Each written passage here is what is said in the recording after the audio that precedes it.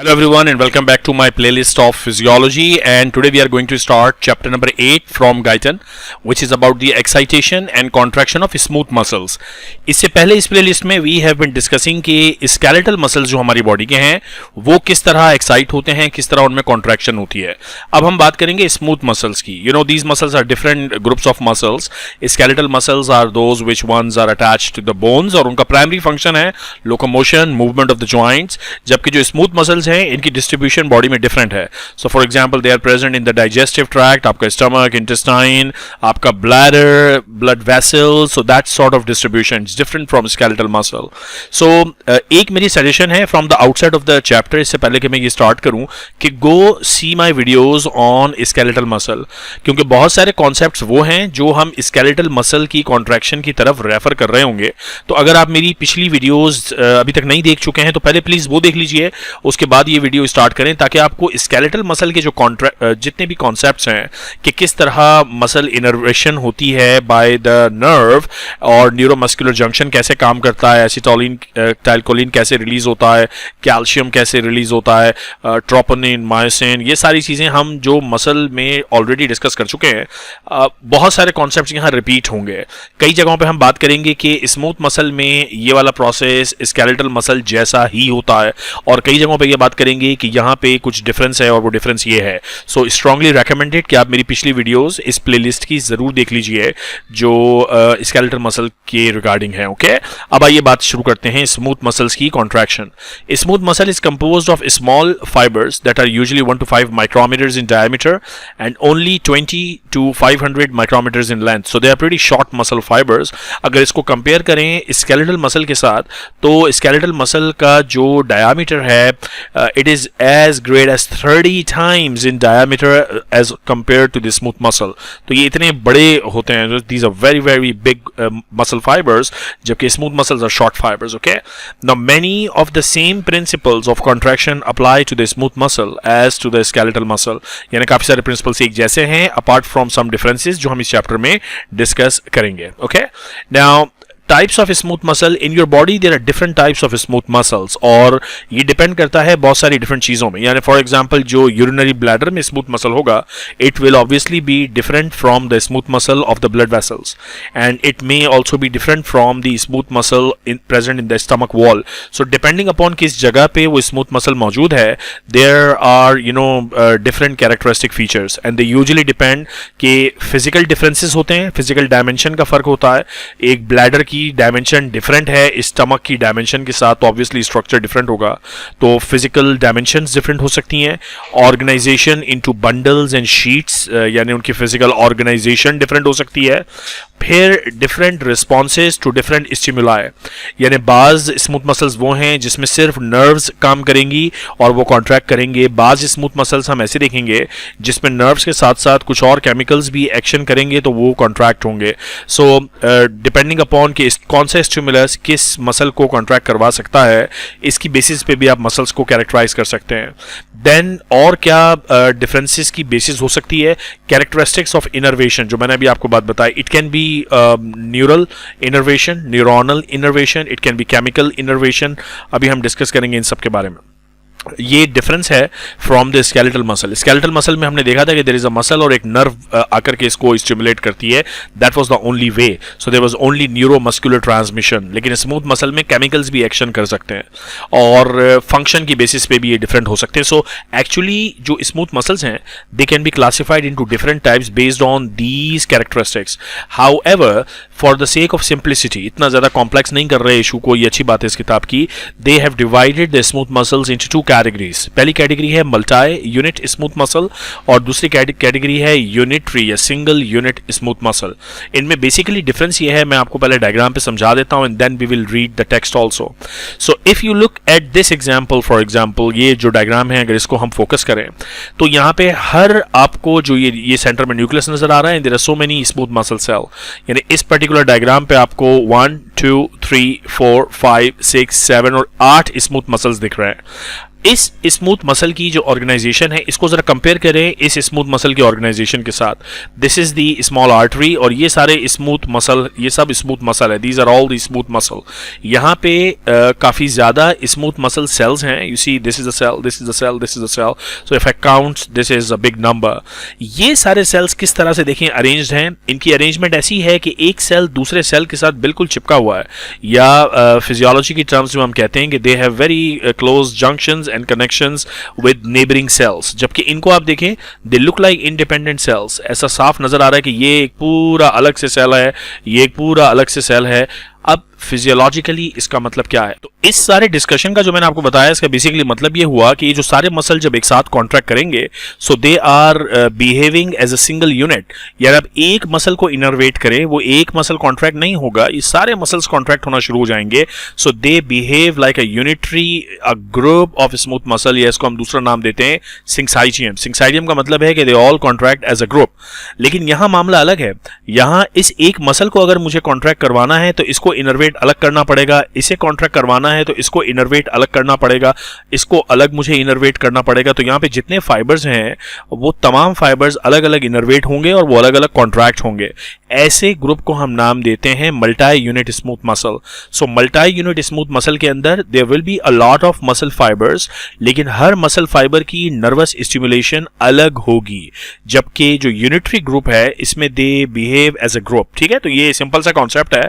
अब मैं इसको आपको पढ़ के सुना देता हूं। मल्टी यूनिट ये वाली एग्जांपल है जिसमें हर एक की इनर्वेशन अलग होगी। There will be many muscle fibres and they will be innervated separately. Okay, so multi unit smooth muscle is composed of discrete, separate, smooth muscle fibers. Each fiber operates independently of the others and often innervated by a single nerve ending, as occur for the skeletal muscle fiber. So each one of them is supplied by a separate nerve ending. Okay. Furthermore, the outer surface of these fibers, like those of the skeletal muscle, are covered by a thin layer of basement membrane-like substance, which is a mix of fine collagen and glycoprotein that helps insulate separate the fibers from other. So basically यहाँ पे बात ये हो रही है कि अगर इस एक फाइबर को सिग्नल मिलता है, so if this single fibre is innervated for example, तो नर्व इम्पल्स यहां से दूसरे फाइबर में कम्युनिकेट नहीं होती। उसकी वजह यह है कि हर फाइबर के इर्द गिर्द देयर इज अ शील्ड, एक कवरिंग है, a covering of collagen like substance and a covering of glycoprotein. So जो नर्व इम्पल्स इस फाइबर तक पहुंचती है वो किसी और फाइबर तक ट्रांसफर नहीं होती। सो इसीलिए एक फाइबर एक वक्त में कॉन्ट्रैक्ट करता है। नाउ द इंपॉर्टेंट, या दूसरे अल्फाज में, सिंपल अल्फाज में इसको ये कह सकते हैं कि हर फाइबर एक दूसरे से insulated है. So the fibers are insulated from each other. Is that clear? Now, important characteristics of multi-unit smooth muscle fibers are that each fiber can contract independently of the others. ये बात मैं आपको समझा चुका हूँ. And their control is exerted mainly by nerve signals. In contrast, a major share of control of the unitary smooth muscle is exerted by the non-nervous stimuli. ये जो unitary group है यहाँ पे नर्व नहीं बल्कि नॉन नर्वस स्टिमुलाई ज्यादातर काम करते हैं, सच एज डिफरेंट केमिकल्स, पढ़ेंगे इनके बारे में अभी. बट जो मल्टी यूनिट स्मूथ मसल है यानी ऐसी वाली कैटेगरी, यहाँ पे मेजर सप्लाई नर्व फाइबर से होती है. ओके, मैंने आपको इस चैप्टर के स्टार्ट में बता दिया कि जो स्केलेटल मसल है वहां पे तो हमेशा नर्व काम करती है, लेकिन जो स्मूथ मसल्स हैं इस पे नर्व भी काम कर सकती है, इस पे केमिकल्स भी काम कर सकते हैं. So different factors. ओके, और ये जो कैटेगरी है मल्टी यूनिट स्मूथ मसल्स की, इस पे ज्यादातर नर्व्स काम करती हैं.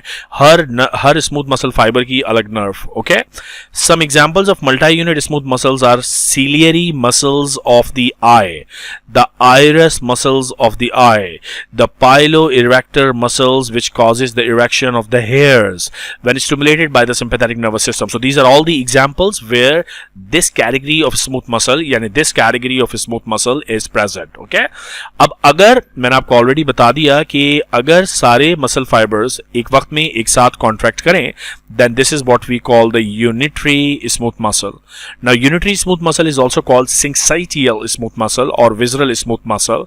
The term unitary does not mean that there is only single muscle fiber, there is a group of muscle fibers. So if you see here in this diagram, this is a diagram which is showing you through the blood vessel, small artery. So ये सारे छोटे छोटे ये सब smooth muscles हैं. they are connected to each other.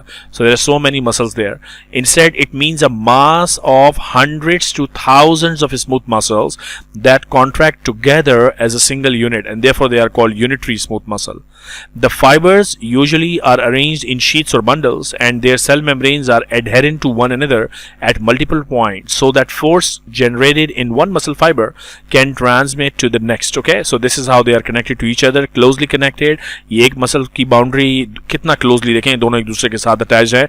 You cannot see any gap, and they actually contain gap junctions between the cells. Gap junction basically ये होता है कि एक सेल ये है, यहाँ पे ये दूसरा सेल है, और इस सेल के बीच में यहाँ पे एक कम्युनिकेटिंग जंक्शन है. तो जो भी आइंस हैं, जैसे कैल्शियम आइन जो मसल की कॉन्ट्रैक्शन करवाएंगे, वो यहाँ से निकल के दूसरे सेल में यहाँ एंटर हो सकते हैं. इसीलिए एक मसल को जब ऑर्डर मिलता है कि भाई आपने कॉन्ट्रैक्ट होना है, तो बाकी सारे मसल्स भी तेजी से एक साथ ही कॉन्ट्रैक्ट होना शुरू हो जाते हैं. ओके, नाउ ये जो गैप जंक्शंस हैं through which ions can flow freely from one muscle to the next, so that the action potential और the ion flow without action potentials can travel from one fibre to the next fibre very quickly. And this type of muscle is known as syncytial smooth muscle. ये same चीज़ है जो अभी यहाँ हमने पढ़ी थी. And because of its syncytial interconnections among the fibres, का मतलब ये होता है as a group they contract together. It is also known as visceral smooth muscle because it is found in the walls of most viscera of the body, including the GI tract and the bile ducts and the ureters and the uterus and the blood vessels. So these are the distributing points of unitary smooth muscle category. Okay, so to begin with, the types of smooth muscles are number 1 multi-unit smooth muscle and number 2 unitary smooth muscles. Okay, अब बात करते हैं कुछ contractile mechanisms की in smooth muscle. Now before I begin this, again I would say कि आप मेरी skeletal muscle की वीडियो जरूर देख लीजिएगा कि वहां पे कौन कौन से contractile proteins थे. If you remember, there was in the center a thick protein called the myosin, और साइड पे इस तरह से there were actin proteins, and then there were bridge proteins, tropomyosin. So जो और ये Z डिस्क हुआ करती थी. सो ये स्ट्रक्चर जरा पढ़ लीजिएगा सार्कोमेयर का, जो मैंने ऑलरेडी पढ़ाया आपको. अब उसको बेस बनाते हुए, उसको याद रखते हुए, नाउ लेट्स स्टार्ट डिस्कसिंग कि स्मूथ मसल में जो कॉन्ट्रैक्टाइल मैकेनिज्म है वो क्या है. So the smooth muscles contain both actin and myosin filaments having chemical characteristics similar to those of the actin and myosin of the skeletal muscle. Actin भी होता है, मायोसिन भी होता है. These are the thin filaments, these are the thick filaments. It does not contain troponin complex. Now that's an important point. Troponin जो था, that was an important protein which was required for control of the skeletal muscle contraction. Troponin की सारी कहानी थी. Calcium आता था, ATP की वजह से ट्रोपोनिन में कॉन्फर्मेशनल चेंज होता था, तो एक्टिन और मायोसिन आपस में ब्रिजेस बनाते थे. अब ये ट्रोपोनिन मिसिंग है स्मूथ मसल में, इट डज नॉट एग्जिस्ट. लेकिन इसकी जगह एक और प्रोटीन होती है, अभी थोड़ी देर बाद हम डिस्कस करेंगे, that is called calmodulin. So इस ट्रोपोनिन कॉम्प्लेक्स की जगह in the smooth muscles there is another protein कैलमोड्यूलिन.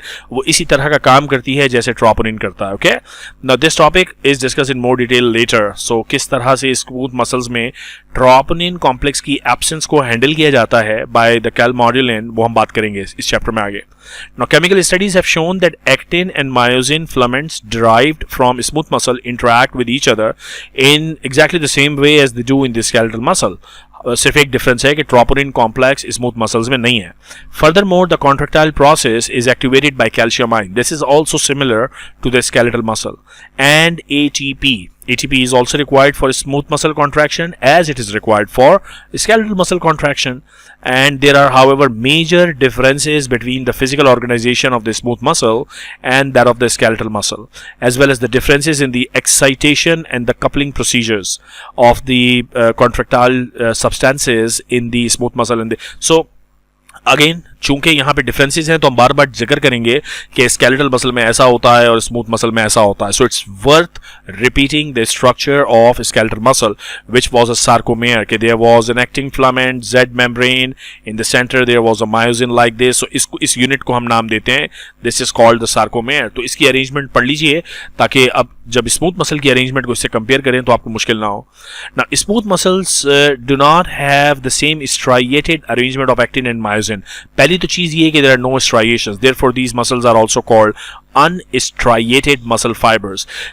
Skeletal muscle में because there was Z membrane again and again there was myosin, और जब ये सार्कोमियर इस तरह से रिपीट होता है so there is an striated pattern which is visible on the microscope. लेकिन स्मूथ मसल में ऐसा कोई फिक्स पैटर्न नहीं है, they are therefore called unstriated. Okay, instead electron microscopic techniques suggest the physical organization as shown in figure 8.2. अभी मैं diagram समझाता हूँ आपको, which illustrate large number of actin filaments attached to the dense body. So ये एक चीज है जो skeletal muscle में नहीं हमने पढ़ी थी. So if you look at this diagram tells you okay what is the dense body and how does it look like. So these are the proteins which are called dense bodies. In dense bodies पे ये filaments thread की तरह लगे हुए हैं.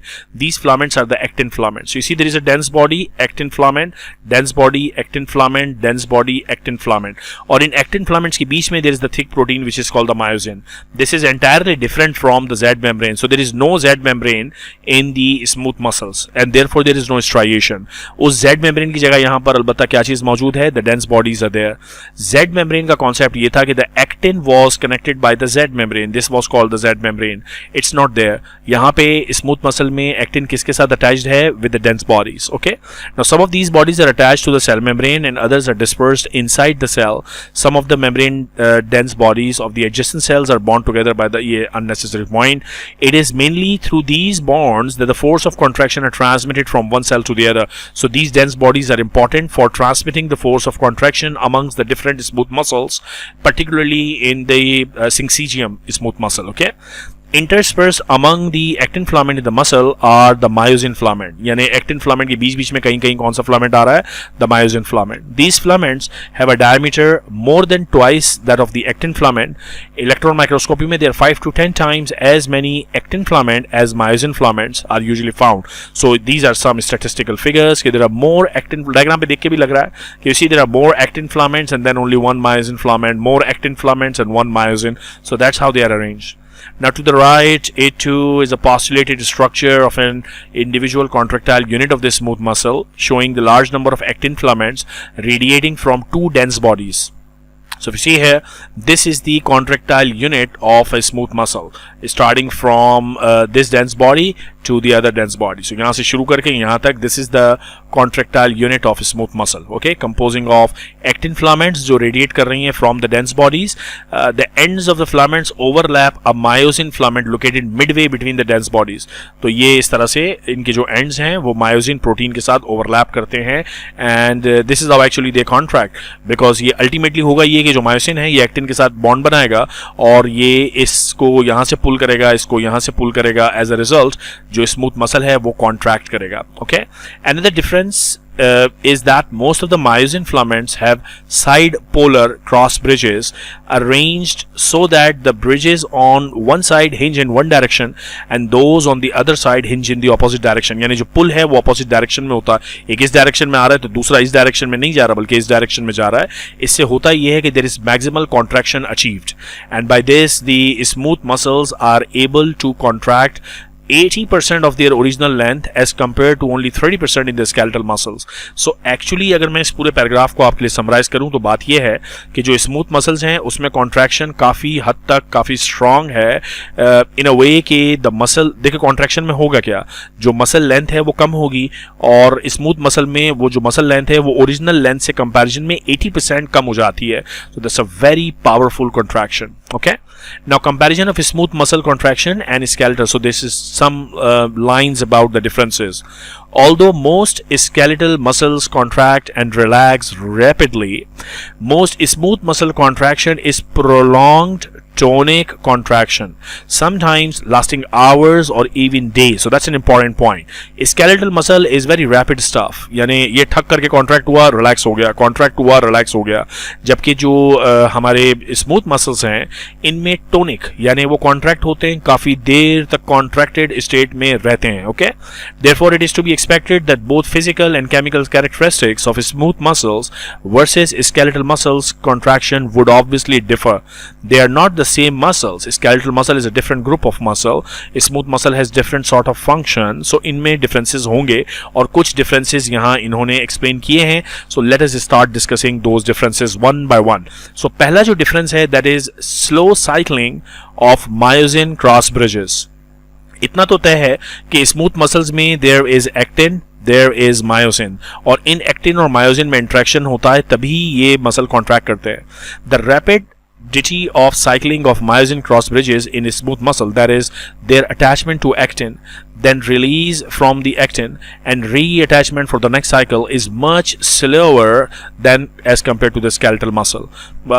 बात सारी ये है कि these actin filaments will bind to the myosin filaments and then this will contract, और फिर जब ये रिलैक्स होना होगा तो ये कॉन्ट्रैक्शन खत्म, ये इंट्रैक्शन खत्म हो जाएगा एक्टिन और मायोसिन का, मसल रिलैक्स होगा और नेक्स्ट साइकिल में दोबारा कॉन्ट्रैक्ट होगा. ये सब कुछ काफ़ी स्लो होता है.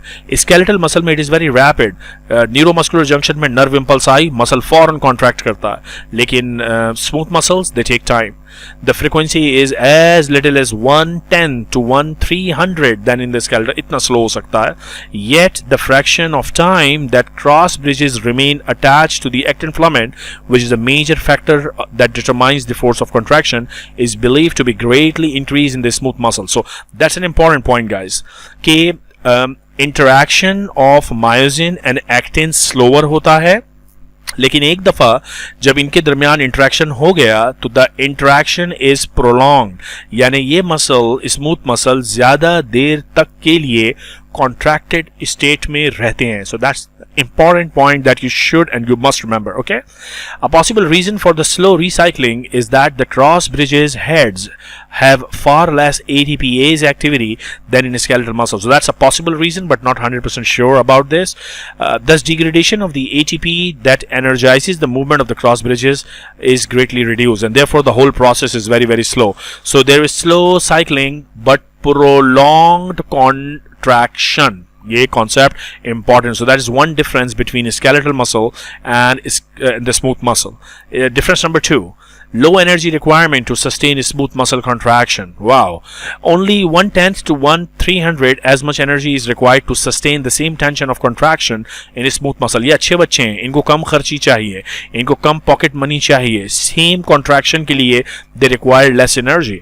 Now this too is believed to result from slow attachment and detachment cycling of cross bridges. ठंडा है भाई ये मसल, हल्के हल्के ठंडे ठंडे, कम एनर्जी की requirement, slow. Okay, this low energy utilization by smooth muscle is important to the overall energy economy of the body because organs such as intestine, urinary bladder, gall bladder, viscera, भाई ये हर वक्त contracted रहते हैं और contracted state में रहते हैं लंबी लंबी देर तक.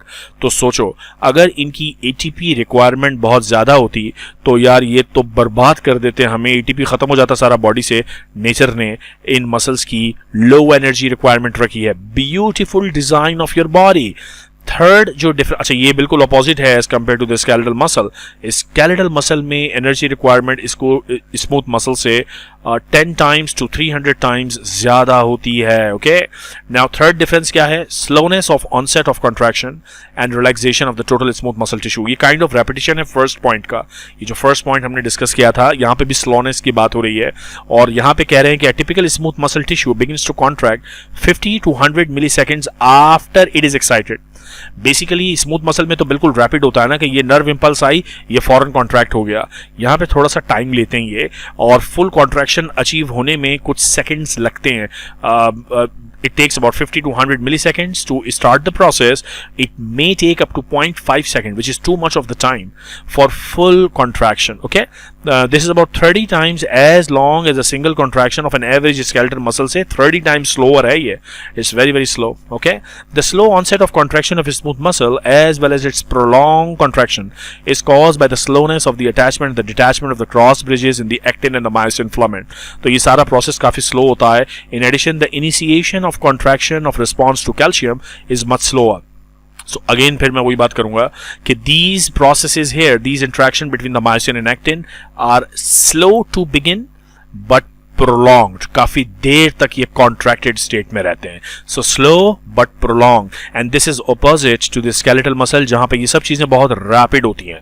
अगला difference देखते हैं जनाब. Difference number 4. Maximum force of contraction is often greater in smooth muscle than skeletal muscles. जैसे कि मैं बार बार कह रहा हूं कि smooth muscles में contraction का जो onset है, it is slow to begin, but then once it begins it is a prolonged contraction and it's a a very very powerful contraction. So force of contraction ज़्यादा होती है as compared to the skeletal muscle. Okay, despite the relatively few myosin filaments in smooth muscle and despite the slow cycling time of the cross bridges, the maximum force of contraction of the smooth muscle is often greater as compared to the skeletal muscle, as much as 4 to 6 kg per centimeter square cross sectional area for smooth muscle in comparison to only 3 to 4. So it's a little higher as compared to the skeletal muscle. So ले दे के मुद्दा सारा ये है कि जो smooth muscles हैं they can compare much stronger as compared to the skeletal muscles. Okay, now और इसका बेसिक रीजन ये है कि जो एक्टिन और मायोसिन का ब्रिज बनता है it stays prolonged, ये काफी देर तक आपस में ब्रिज बनाते हैं. So prolonged period of attachment between the myosin and the actin filaments. Okay, then the next mechanism which is known as the latch mechanism, and the latch mechanism exists only in the smooth muscles and not in the skeletal muscle. आइए देखते हैं ये क्या है. So once the smooth muscle has developed full contraction, the amount of continuing excitation can usually be reduced to far less than the initial level, even though the muscle remains its full force of contraction. मैं ये paragraph पूरा पढ़ लेता हूँ फिर समझाता हूँ. Furthermore, the energy consumed to maintain the contraction is often minuscule, sometimes as little as 1/300th of the energy required for comparable sustained skeletal muscle contraction. This mechanism is called latch mechanism. बात यहाँ पर ये हो रही है कि एक दफा मायोसिन और एक्टिन के बीच में ब्रिजेस बन गए तो ये ब्रिजेस काफी देर तक सस्टेनेबल रहते हैं, जिसको मैं बार बार कह रहा हूँ प्रोलॉन्ग्ड है. अब इस लॉन्ग ब्रिज मेंटेनेंस के लिए जो एटीपी का कंजम्पशन है वो काफी लो होता है, यानी very low amount of ATP is required. और because low amount of ATP is required, the muscle is happily attached for a long long time, यानी मायोसिन और एक्टिन के filaments are attached together for a very long long time. और इस long prolonged attachment of cross bridge को नाम देते हैं latch mechanism. The importance of latch mechanism is that it can maintain prolong tonic contractions which is actually required in the smooth muscle cases. Smooth muscle में हमारे GI tract के muscles, intestine, stomach, large and small intestine, bladder के muscles for example, they require persistent prolonged tonic contractions. तो उसमें ये पूरा जो latch mechanism it becomes very important. Again, the latch mechanism is important for having a good economy of the ATP in the body. वरना सोचें अगर myosin और actin के देर तक बॉन्ड बनाने के लिए बहुत सारा ATP कंज्यूम हो रहा होता तो आपकी बॉडी का सारा ATP खत्म हो जाना था. But very nicely your body is designed in a way that it facilitates good things for you, and one of the example is the latch mechanism of the smooth muscle contraction. Another important phenomena which is difference between the smooth muscle and the skeletal muscle is the phenomena of stress relaxation of smooth muscle. ये concept मैं आपको समझा देता हूँ फिर हम इसको पढ़ भी लेते हैं. Now let us talk about an example of the urinary bladder. So suppose this is a urinary bladder और इसका एक basal muscle का जो contraction status है उसकी वजह से यहाँ पे एक tone set होगा urinary bladder wall का, which is made up of smooth muscles obviously.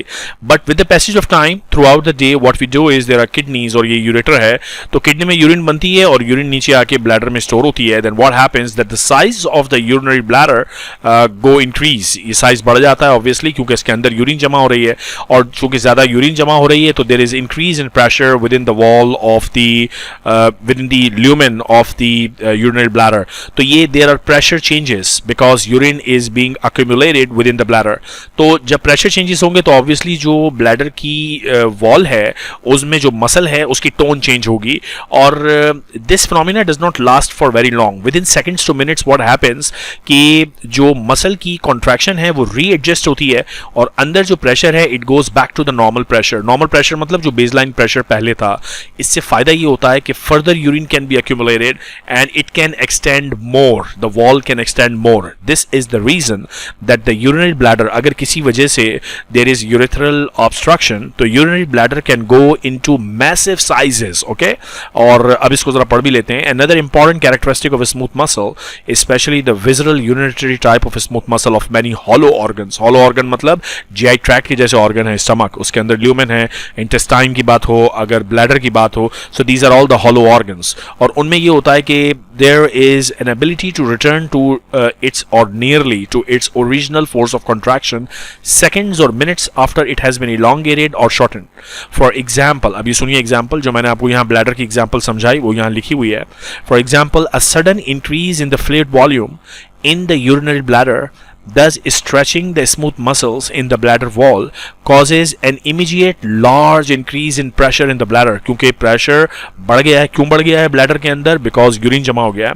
However, during about next 15 to 60 seconds, what happens? Despite continued stretch of the bladder wall, the pressure returns almost exactly back to the original level. Then, when the volume is increased by another step, the same mechanism happens again. Okay, so readjustment of the tone of the bladder wall. Conversely, if the volume is suddenly decreased, the pressure falls, but the muscles again change their tone to return back to the normal pressure which was before contraction. Okay, this phenomena is called stress relaxation or reverse stress relaxation phenomena, and this is typically a property of smooth muscle. क्योंकि देखें ये property skeletal muscle में हो भी नहीं सकते ना. Skeletal muscle में साइज इंक्रीज होने का कॉन्सेप्ट, जैसे मैं ब्लैडर के बारे में अभी बता रहा हूँ, ये स्मूथ मसल में ही होता है, स्केलेटल मसल में होता भी नहीं है ना ये कहानी. So that's why this is purely a property of smooth muscles. Okay, इसी तरह जो लैच फिनोमिना है वो भी स्मूथ मसल के लिए इंपॉर्टेंट है, बिकॉज स्मूथ मसल्स को प्रोलॉन्ग कॉन्ट्रैक्शन चाहिए. सो ये जो सारे 5-6 पॉइंट्स अभी मैंने आपको बताए हैं, go through them very very cautiously, अच्छे से इसको समझें, because these are major differences between the two muscle types that we have been discussing. पहले हमने skeletal muscle पढ़ा था, आज हम बात कर रहे हैं smooth muscles की. Okay, now we have to talk about regulation of contraction by calcium ions. अच्छा, calcium ions major player थे skeletal muscle की contraction में भी. These are the major player in the smooth muscle contraction as well.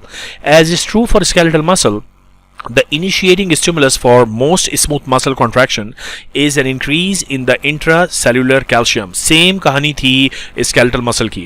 The increase can be caused in different types of smooth muscles by nerve stimulation of the fibers, hormonal stimulation, stretch of the fiber, or even changes in the chemical environment. Smooth muscles does not contain troponin. ये बात हमने पहले भी पढ़ ली. The regulatory protein is activated by calcium, and the regulatory protein here in case of smooth muscle is basically calmodulin. It's not troponin, it's calmodulin. Okay, instead smooth muscles contain contraction is activated by an entirely different mechanism, और वो mechanism अभी बता रहे हैं कि क्या है. But यहाँ एक important बात मैंने की, and I want to spend a minute on that thing, कि जो smooth muscles हैं, unlike the skeletal muscle में there was only one way, which was the muscular innervation. Muscles used to innervate, that was the only way. But smooth muscles में it can be started, इसमें contraction का process शुरू हो जाता है by nerve stimulation, by even the stretch of smooth muscle fiber, by hormonal stimulation as well as the chemical stimulation. There are multiple ways a smooth muscle can be excited. Okay, but the phenomena initiating factor is the calcium influx. Whatever, if it's a nerve impulse, then the nerve will cause it. If it's a hormonal impulse, hormone will cause it. If it's a chemical impulse, chemical will cause it. But whatsoever, the ultimate thing that will happen is the increased calcium entry into the cell. So there is increased calcium from the extracellular fluid to the intracellular fluid, and also from the sarcoplasmic reticulum into the cytoplasm. So the overall effect is increased intracellular calcium. This is same as in the case of the skeletal muscle. वहाँ भी यही हुआ था, mechanism different था कि यहाँ पे nerve ending है, acetylcholine, it will open up the channels, calcium gates in. ऐसा ही था ना, यहाँ पर ये सारे मैकेनिज्म काम कर सकते हैं, but ultimately intracellular calcium will go up, and this calcium will then bind with another protein which is called calmodulin. This is new and specific for smooth muscles. It does not exist or does not become functional in the skeletal muscle. वहाँ पे troponin complex का role था, यहाँ पर calmodulin है. और फिर ये जो calmodulin है, it basically acts on the inactive form of the light chain kinase to convert into the myosin active form. यहाँ basically ये होता है कि ATP utilize हो जाता है और जो myosin है it becomes phosphorylated, and once it is phosphorylated it can bind with the actin and the process of contraction begins. So the major difference here is the calmodulin instead of troponin complex. Okay, अब इस सारी बात को हम पढ़ भी लेते हैं Calcium ions combine with calmodulin to cause activation of the myosin kinase and phosphorylation of the myosin head. सारी जो कहानी अभी यहाँ आपको सुनाई है वो सब यहाँ लिखी है. In place of the troponin, smooth muscles contain a large amount of another regulatory protein which is called calmodulin. Although this protein is similar, almost similar to troponin, it is different in the manner in which it initiates the contraction. Calmodulin initiates contraction by activating myosin cross bridges. This activation subsequent contraction होती है in the following sequence. Calcium concentration in the cytosolic fluid increases as the first step. The calcium ion binds with calmodulin, that is step number 2.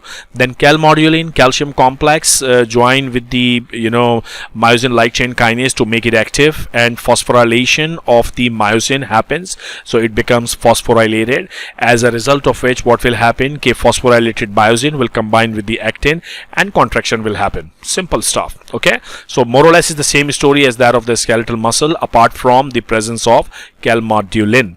Alright, now source of calcium ion that causes contraction. Although the contractile process in the smooth muscle, as in the skeletal muscle, is activated by calcium ion, the source of calcium ion differ. Suniye, an important difference is that the sarcoplasmic reticulum, which provides virtually all the calcium ion for skeletal muscle, is only slightly developed in the smooth muscle. Instead, most calcium ion that causes contraction of the smooth muscle enter the muscle from the extracellular fluid. That is, concentration of the calcium ion in the ECF is greater. Obviously, हमको ये बात मालूम है.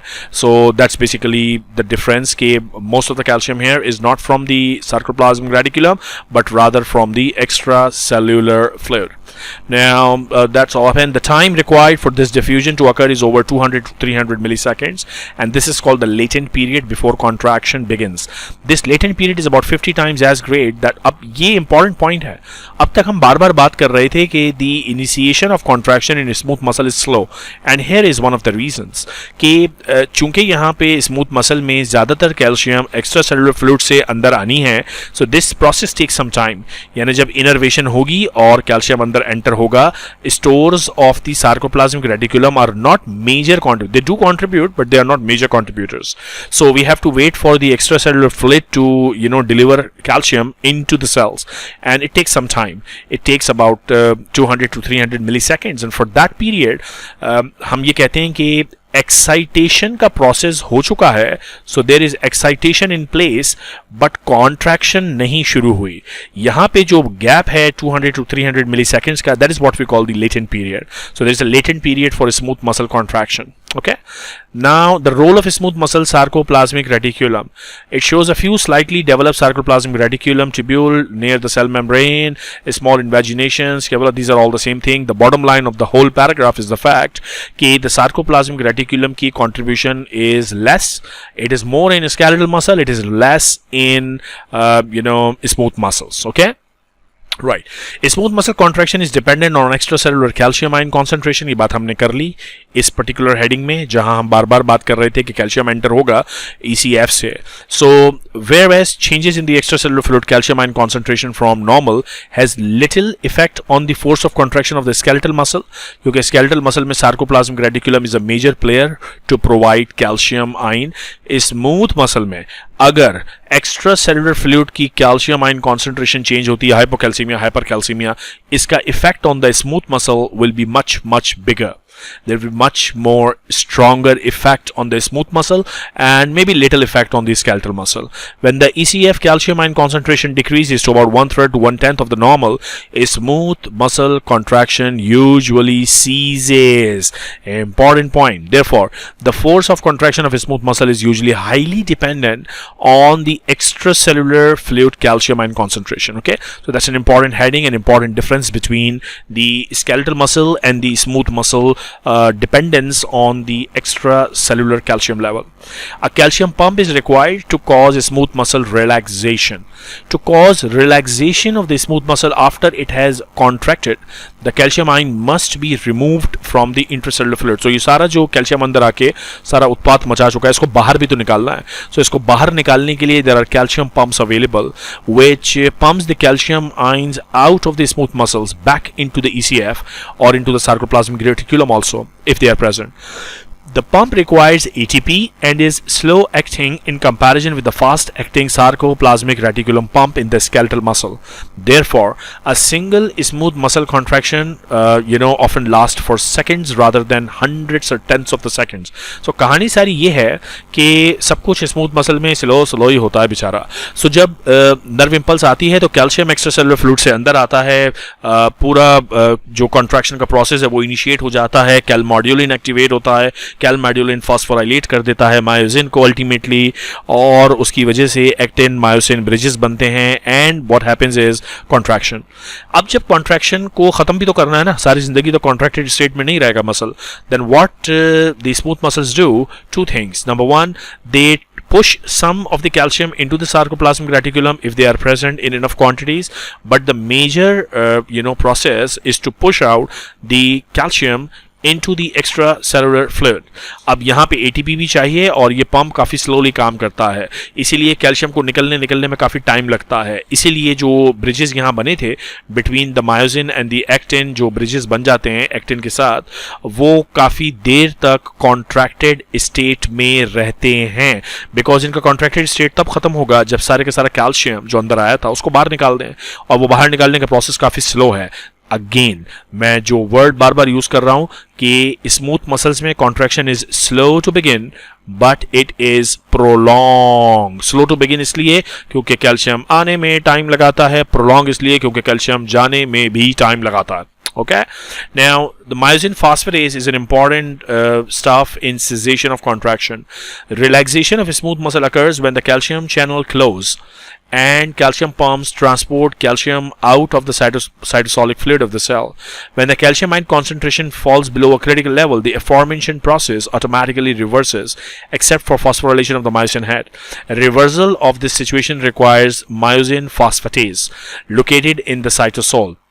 Basically सारी बात यह है कि मायोसिन हेड फॉस्फोराइलेट हुआ था तो एक्टिव हुआ था, अब ये फॉस्फोराइलेशन खत्म होगी, यहां पे एक्ट करेगा फॉस्फेटेज. सो फॉस्फेटेज का काम है to stop the process of contraction and to start the reversal of the contractile process. Okay, now possible mechanism for regulation of the latch phenomena. Latch phenomena मैंने आपको ऊपर अच्छे से समझाया था. Because of the importance of the latch phenomena in smooth muscle and because this phenomena allows for long term maintenance of the tone in the many smooth muscle fibers, attempts have been made to actually understand this process कि ये होता कैसे है. Amongst the many mechanisms that have been postulated, one of the simplest is here, and it says that when myosin kinase and myosin phosphatase enzymes are both strongly activated, the cycling frequency of myosin heads and the velocity of contraction are great. Then, as the activation of the enzyme decreases, the cycling frequency decreases, but at the same time, the deactivation of these enzymes allow the myosin heads to remain attached to the actin filament. So basically यार ये मैं इसके लिए I would not worry too much about this. The bottom line is कि जब ये contractile process होता है जिसमें myosin actin के साथ bond बना लेता है और ये इनको अलग अलग करना काफ़ी slow process है, काफ़ी देर तक ये bound रहते हैं, which is called the latch phenomena, and this is important to maintain the tone of the muscle. ये आपको पता होना चाहिए, बाकी ये सारी theory है and we don't know exactly if this is happening or not. Okay, now let's talk about another very important head, which is nervous and hormonal control of the smooth muscle contraction. So किस तरह से ये न्यूरोनली control होते हैं, किस तरह से hormones इनको कंट्रोल करते हैं. तो कंट्रैक्शन ऑफ स्मूथ मसल का बेसिकली कंट्रोल मैकेनिज्म क्या है, इनिशिएशन ऑफ इंपल्सेस कैसे होती हैं, अब डिस्कस करते हैं. That's going to be an important discussion. Please focus on the next few minutes because that's an important heading. Although skeletal muscle fibers are stimulated exclusively by the nervous system, and that's what we have done in the videos of skeletal muscle contraction, कि एक nerve fiber होगा जो muscle को contract करेगा, that is what we call the neuromuscular junction, और यहाँ से सारी कहानी start होती है excitation की. लेकिन smooth muscles can be stimulated by nervous signals, by hormonal stimulation, by stretch of the muscle, and several other ways such as the chemical stimulation. The principal reason for the differences is that the smooth muscle membrane contain many type of receptor proteins that can initiate the process of contraction. So there can be receptors for hormones, there can be receptor for different chemicals, therefore different mechanisms can work. Still, other receptor proteins inhibit smooth muscle contraction, which is another difference from the skeletal muscle. यानी inhibition का mechanism भी मौजूद है, सिर्फ stimulation का नहीं. Therefore, in this section, we will discuss the nervous control, the hormonal control, and other means of control of contraction of the smooth muscles. So, first of all, the neuromuscular junction के nerves किस तरह से control कर रही हैं. So, let's discuss that. Neuromuscular junction of the highly structured type found in the skeletal muscle do not usually occur in the smooth muscle. हमने आपको याद है skeletal muscles में ये बात की थी कि there is a presynaptic membrane, then there is a synapse, then there is a postsynaptic membrane. तो एक काफी well structured neuromuscular junction मौजूद था skeletal muscles में. smooth muscle में ऐसी कोई कहानी नहीं है. Instead, the autonomic nerve fibers that innervate the smooth muscle generally branch diffusely on the top of the sheet of the muscle fiber as shown in figure 8.6. So let's have a look at figure 8.6. So this, for example, is the sheet of muscle fiber, and this is the automatic neuron. So it is generally, passing over kind of stuff over the muscular sheet. ऐसा नहीं है कि बाकायदा एक muscle bundle है, एक nerve आ रही है, यहाँ पे साइनैप्स बन रहा है. ऐसा स्ट्रक्चर्ड फिनोमिना नहीं है. However, there are some receptors which will receive the neurotransmitters, जो भी हम पढ़ते हैं थोड़ी देर में. और ये तो है sheath of muscle fibers में when we talk about the single unit. लेकिन अगर मल्टी यूनिट है तो उसमें मसल्स के बीच में से ये फाइबर्स इस तरह गुजरते हैं. और जब ये मसल के बीच में से गुजरेंगे तो ऑब्वियसली ये न्यूरोट्रांसमीटर रिलीज करेंगे, इस मसल को ये कॉन्ट्रैक्ट होगा. ये न्यूरोट्रांसमीटर रिलीज करेंगे, इस मसल को ये कॉन्ट्रैक्ट होगा. तो हर मसल अलग अलग contract होगा. Okay, right. In most cases, these fibers do not make direct contact with the muscle. However, they have diffuse junctions, and जो neurotransmitter है वो diffuse करके receptor तक जाता है. The transmitter substances then diffuses to the cells. Furthermore, where there are many layers of muscles, the nerve fibers often innervate only the outer layer. Muscle excitation travels from this outer layer to all the inner layers.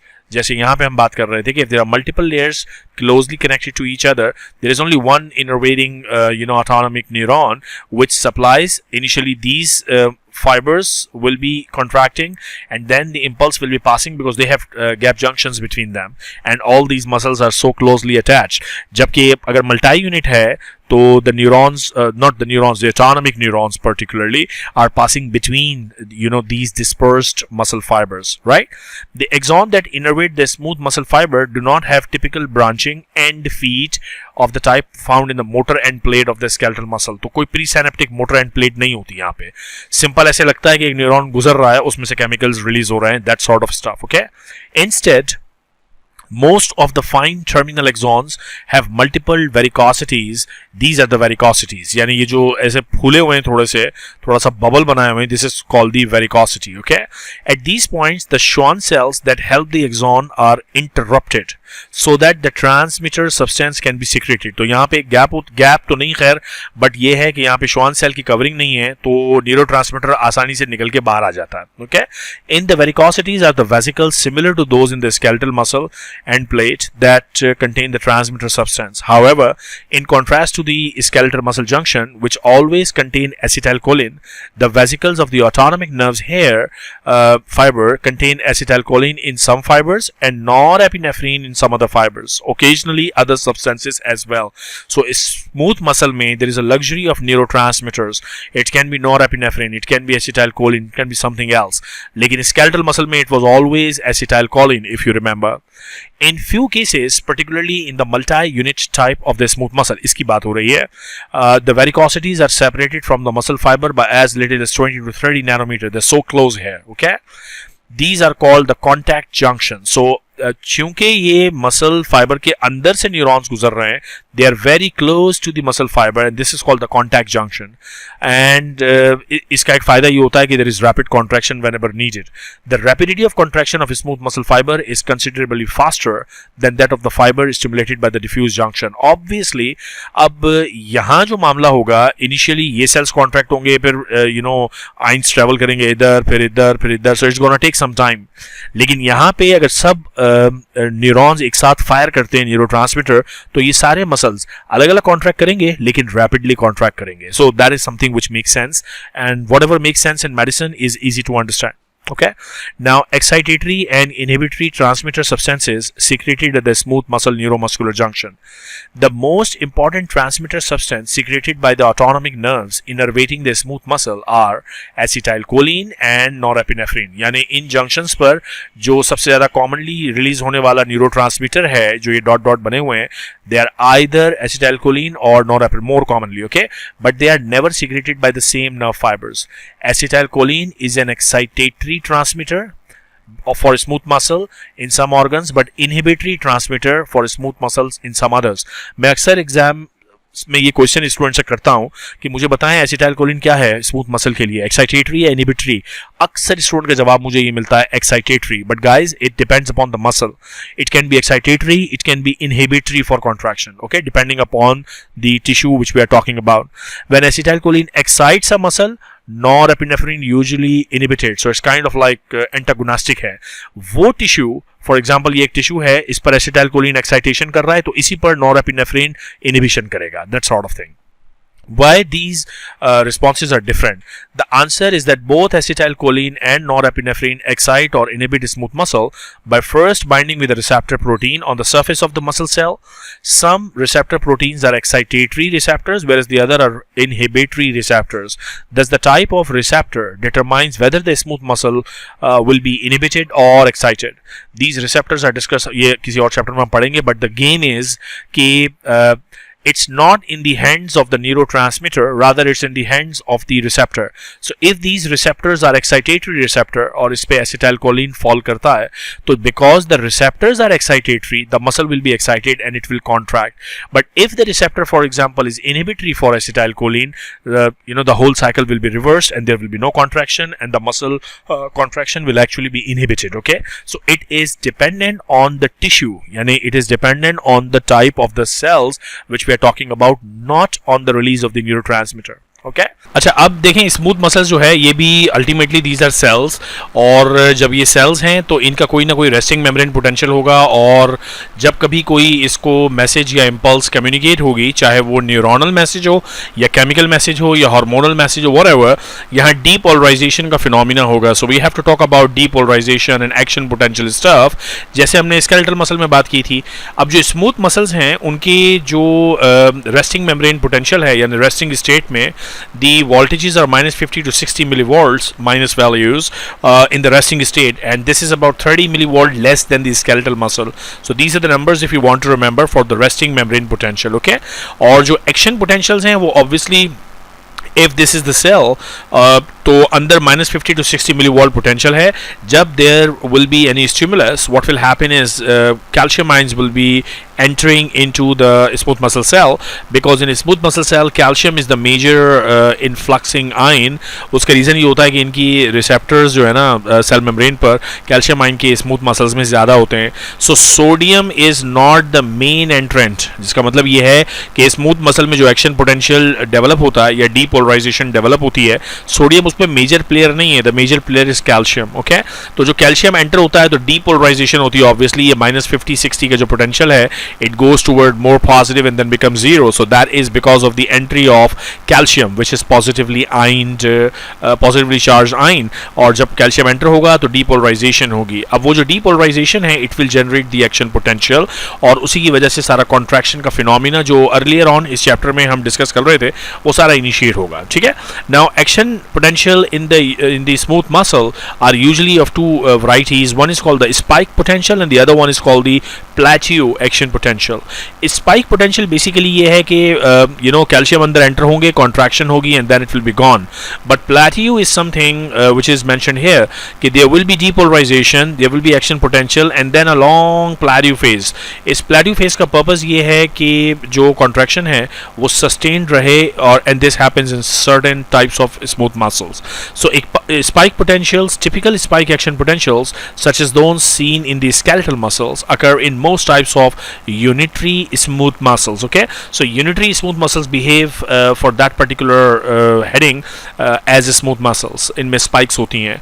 The duration of this type of action potential is 10 to 50 milliseconds. Such action potentials can be elicited in many ways. For example, electrical stimulation, by action of hormones on smooth muscles, by action of neurotransmitter. So there are a lot of different mechanisms, but what actually will happen that there will be a spike. So there will be a spike and then gone, a spike and then gone, no plateau formation. Okay, जबकि plateau formation में ये होता है कि there is a plateau.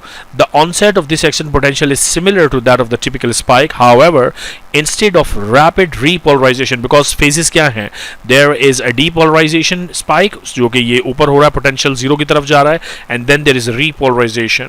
So repolarization इस plateau phase में delayed होती है. So there is depolarization and then plateau and then repolarization. Okay, so there is a gap between depolarization and repolarization of about several hundred to as much as 1000 milliseconds. The importance of the plateau is that it can account for prolonged contraction. So इसकी वजह से prolonged contraction होता है, which is the beauty of smooth muscles. Okay, so this plateau, for example, does not happen in a skeletal muscle. It does not happen in a skeletal muscle. It happens in some smooth muscles. It also happens in cardiac muscles. Okay, now if we talk about the calcium channels, these are the primary channels important for causing depolarization. देखो depolarization का concept कई दफ़ा मैंने पहले discuss किया है. मेरी physiology की प्लेलिस्ट भरी हुई है एक्शन पोटेंशियल और depolarization से. If there is a cell और उसके अंदर resting membrane potential है, say for example -50 millivolts, तो जब यहाँ पे nervous impulse आएगी, what will happen? Channels open होंगे and positive ion, in case of a smooth muscle, calcium ion will enter into the cell. और जब calcium enter होगा तो interior of the cell from negative it will become less negative and become zero. तो इस phenomena को जिसमें negativity कम हो रही है, बिकॉज पॉजिटिव आइंस अंदर आ रहे हैं ना, तो जब पॉजिटिव आइन अंदर आएंगे तो ये नेगेटिविटी कम होती चली जाएगी. This is known as depolarization. अब बहुत सारे सेल्स में हम पढ़ते हैं कि सोडियम आइन एंटर होता है तो डीपोलराइजेशन होती है, बट स्मूथ मसल के केसेस में it is primarily the calcium ions. Okay, the smooth muscle cell membranes has far more voltage gated calcium channels as compared to the sodium channels. Therefore, sodium does not participate much in the generation of action potential. Important point है ये. But calcium is the major player. Calcium channels open and calcium enters. ये calcium cell के अंदर आके सिर्फ depolarization नहीं करवाता, बल्कि remember कैलमॉड्यूलिन के साथ बाइंड भी करता है, और कैलमॉड्यूलिन की वजह से एक्टिन और मायोसिन आपस में बाइंड करते हैं, तो ये कॉन्ट्रैक्शन भी करा रहा है. सो अगर कोई आपसे ये पूछता है कि स्मूथ मसल्स में कैल्शियम क्या कर रहा है, तो कैल्शियम के दो काम हैं. Number one, calcium is causing depolarization, which is important to start the process of action potential. So it is doing the depolarization. And number two, it is also causing the contraction. So basically calcium is performing two important functions in the smooth muscle. So calcium performs two tasks at once. Okay, now slow wave potentials, ये basically ये होता है कि अगर कोई cell है, उस cell के interior obviously resting membrane potential में नेगेटिव है, सो थोड़ा बहुत पॉजिटिव आइन एंटर हो रहा होता है. इस थोड़े बहुत पॉजिटिव आइन के एंट्री को हम नाम देते हैं slow wave potentials. These are not enough to cause the action potential, these are not enough to cause the contraction, but they set the ground to start depolarization. So that's what is all written here. I will just skip it because this is too boring and nothing new for you. Now, और इन slow action potentials को हम एक नाम और देते हैं pacemaker. ये पूरा concept वही है जो हमने skeletal muscle में discuss किया था. Okay? Now, excitation of visceral smooth muscle by muscle stretch. अभी तक हम जो बात कर रहे थे that was all about the neurotransmitter. कि neurotransmitter release होगा, muscles contract होंगे, but it can also be contracted. The smooth muscle can also be contracted by stretch, simple stretch. Okay, so when visceral smooth muscles, unitary type smooth muscles, are stretched, spontaneous action potentials are usually generated. They result from a combination of the following factors. Number one, the normal slow wave potentials and a decrease in the overall negativity of the membrane potential. So negativity कम होगी तो depolarization immediately elicit हो जाती है. So remember, a stretch can cause depolarization. Okay, and then there are some instances जहाँ पे action potential generate ही नहीं होता और मसल कॉन्ट्रैक्ट कर जाता है। यानी ये क्या बात हो रही है भाई, देखो सारी कहानी ये होती है कि मसल सेल है, उसमें जब कैल्शियम आयन एंटर होना स्टार्ट होता है तो डीपोलराइजेशन का फिनोमिना होता है, फिर मसल कॉन्ट्रैक्शन होती है और फिर रीपोलराइजेशन होती है। लेकिन बात ये सारी कहानी उस वक्त है जब स्टैंडर्ड मसल्स की हम बात कर रहे हैं जिनका size at least normal average muscles जितना है। There are some small muscles which are very very small actually वो ऐसे छोटे छोटे से स्मूथ मसल्स हैं जिनका साइज बहुत ही छोटा है। चूंकि उनका साइज बहुत छोटा है तो उनमें एक्शन पोटेंशियल प्रोपेगेट नहीं करता। जैसे ही कोई भी स्टिमुलस आता है, चाहे वो इलेक्ट्रिकल हो, चाहे न्यूरोनल हो, चाहे हार्मोनल हो, चाहे स्ट्रेच हो, पूरा मसल फौरन कॉन्ट्रैक्ट कर जाता है और कोई प्रोपेगेशन ऑफ एक्शन पोटेंशियल वाली कहानी नहीं होती। So this happens only in the very very small smooth muscles. Okay, so smooth muscle surface fibers of multi-unit smooth muscles normally contract mainly in response to nerve stimuli. The nerve endings secrete acetylcholine in case of some multi-unit smooth muscle fibers and norepinephrine in some other cases. अभी हमने ऊपर ये बात की थी। In both the cases, transmitter substances cause depolarization of the smooth muscles. Action potentials usually do not develop because the fibers are too small to generate action potential. Okay, and the contraction happens without actually generation and propagation of action potential. Depolarization causes direct muscle contraction. Okay, and such type of depolarization is also known as junctional potential. Now, anything else that I'm missing? No, I think that's fine. So now we are talking about कि hormones किस तरह काम करते हैं, chemicals किस तरह काम करते हैं। मैं बार बार इस चैप्टर के स्टार्ट से बता रहा हूँ कि स्मूथ मसल के केस में neuron is one thing which causes contraction, chemicals can also cause contraction and hormones can also cause contraction. Game सारा ये है कि अगर सपोज मेरे पास ये एक सेल मौजूद है स्मूथ मसल का और मैंने आपको बताया कि स्मूथ मसल का जो सेल है, suppose this is the cell, यहाँ पे रिसेप्टर मौजूद हैं। अगर कोई हार्मोन XYZ, कोई भी हार्मोन, मैं उसको हार्मोन H लिखता हूँ, अगर कोई हार्मोन इस पे एक्ट करता है और इस रिसेप्टर को ओपन करता है और कैल्शियम एंटर हो जाता है, जैसे ही कैल्शियम एंटर होगा डीपोलराइजेशन भी हो जाएगी और कॉन्ट्रैक्शन भी स्टार्ट हो जाएगी। कहने का मकसद ये है कि कैल्शियम एंट्री होते ही कॉन्ट्रैक्शन का प्रोसेस शुरू।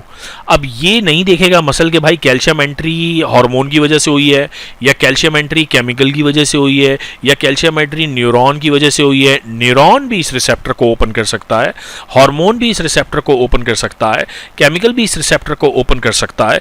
Whoever opens this receptor, calcium will enter, and as soon as calcium enters, contraction will start. Okay, so अब हम ये देखते हैं कौन कौन से केमिकल्स हैं जो ये काम कर सकते हैं और कौन कौन से हार्मोन्स हैं। So there are several chemicals such as for example the concentration levels of carbon dioxide, अगर वो बढ़ जाता है तो it causes vasodilation of the smooth muscle.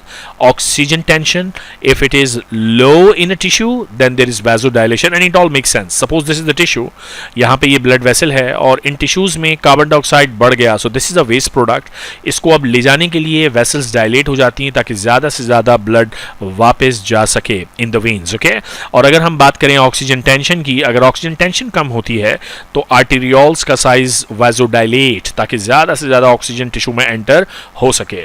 इसके अलावा adenosine, lactic acid, increase potassium ions, nitric oxide, these are all metabolic products of the body and they can cause vasodilation. Decreased blood pressure by causing decreased stretch of the smooth muscle can also cause dilation. So these all can modulate the contractility of smooth muscles in the blood vasculature, and these are all the chemicals, and that's what I told you कि chemicals can cause changes in the contractility of smooth muscles. Similarly, there can be a lot of different hormones which can change the fate of the calcium entry or sometimes also the sodium entry. कौन कौन से hormones हैं? There can be so many hormones. So the theory is if any hormone increases the opening of calcium ions, it will increase the process of depolarization, जिसका मतलब है more contraction. लेकिन if there is a hormone which blocks these receptors of calcium ion, it will increase the process of hyperpolarization. और उस hyperpolarization का मतलब ये है कि अब contraction का process नहीं होगा. Depolarization है तो contraction का process होगा, hyperpolarization है तो contraction का process नहीं होगा. And many different hormones work through this mechanism. For example, norepinephrine, epinephrine, angiotensin 2, histamine, serotonin, oxytocin, vasopressin. These are all the examples of hormones, and what they do is they act on the hormone gated channels, और वो channels either the whole process can cause depolarization, and if depolarization happens, इसका मतलब ये है कि calcium channels open हो रहे हैं, इसका मतलब ये है कि कॉन्ट्रैक्शन होगी.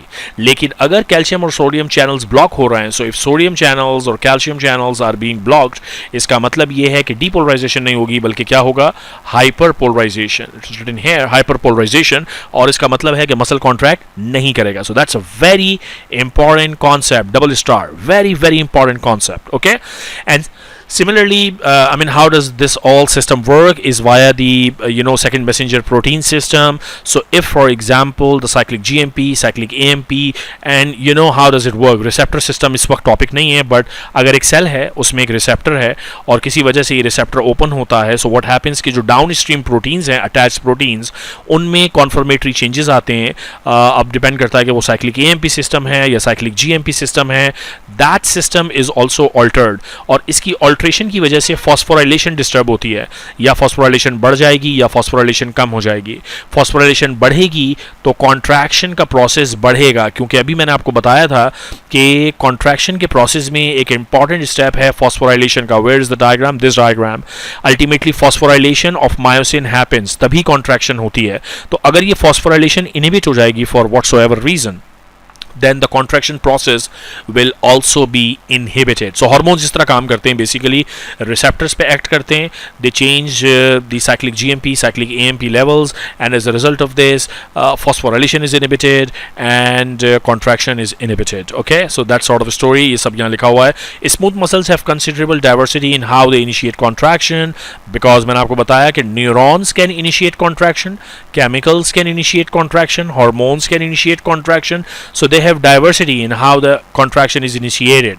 And that's very important. It can happen in response to hormones, neurotransmitter, and other substances. In some cases, same substances may cause either relaxation. मैंने acetylcholine की example आपको दी. बास cells में acetylcholine causes contraction. बास cases में acetylcholine causes inhibition of contraction.